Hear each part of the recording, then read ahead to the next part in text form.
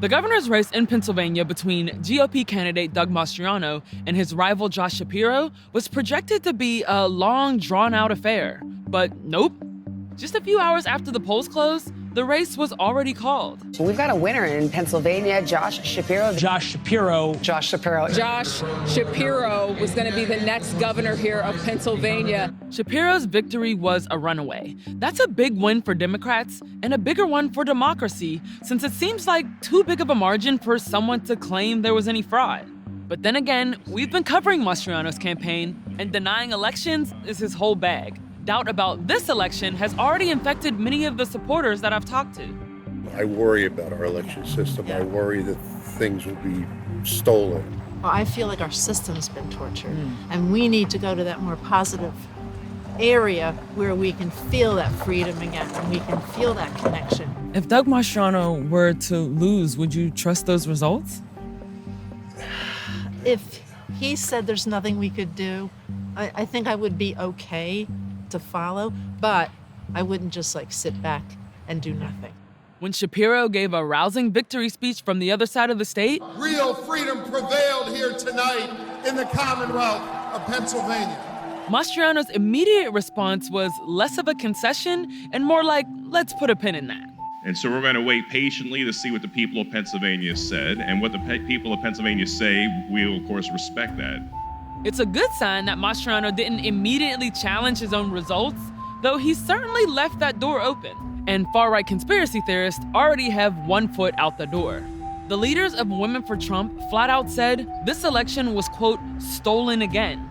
But making up a new big lie is only part of what's at stake here. This campaign has been filled with anti-abortion rhetoric, transphobia, and conspiracy theories from the get-go. We've seen some bizarre things. 3, 4, Douglas Mastriano.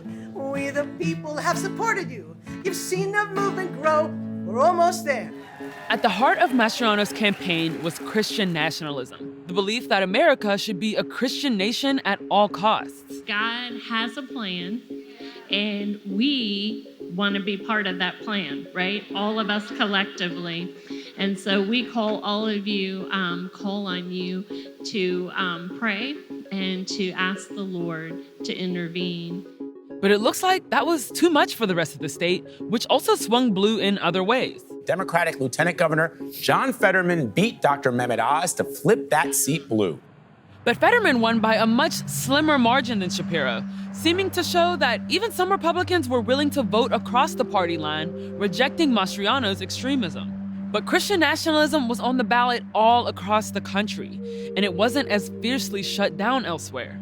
Several extreme candidates have run and won on similar ideals. So as we look ahead to 2024, we'll be watching to see if Republicans keep betting on extreme candidates like Mastriano, and if the base is already too far gone.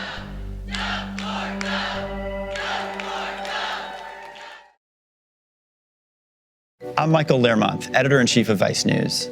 Too often, traditional news outlets shy away from the real stories and experiences of those living through global conflicts.